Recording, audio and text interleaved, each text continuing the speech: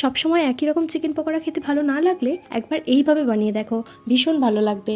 প্রথমে চিকেনের মধ্যে দিয়েছি 1 চামচ নুন, 1 চামচ গোলমরিচ গুঁড়ো, 1 চামচ সয়া সস, 1 চামচ টমেটো সস আর গন্ধরাজ লেবুর খোসা একটু গ্রেট করে দিয়েছি।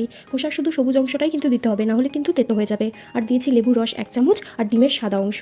ভালো করে মিশিয়ে নিয়ে 2 চামচ কর্নফ্লাওয়ার দিয়েছি, দিয়ে ভালো করে মিশিয়ে 10 থেকে 15 মিনিট রেস্টে রেখে দেবো।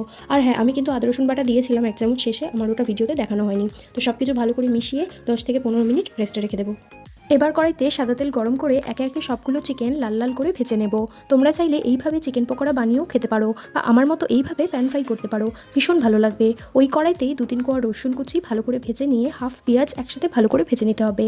এরপরে সমস্ত চিকেন পকোড়াগুলো দিয়ে ভালো করে মিশিয়ে 1/4 টিস্পুন সয়া সস আর 1 চামচ টমেটো সস দিয়ে ভালো করে ভেজে নিতে হবে। সবশেষে উপর থেকে অল্প খানিকটা লেবুর রস দিয়ে মিশিয়ে নিলেই তৈরি আমাদের আজকের রেসিপি গন্ধরাজ চিকেন ফ্রাই। চিকেনগুলো ভীষণই জুসি আর সফট হয়েছে, আশা করি দেখেই তোমরা বুঝতে পারছো, আর স্বাদেও কিন্তু অতুলনীয়।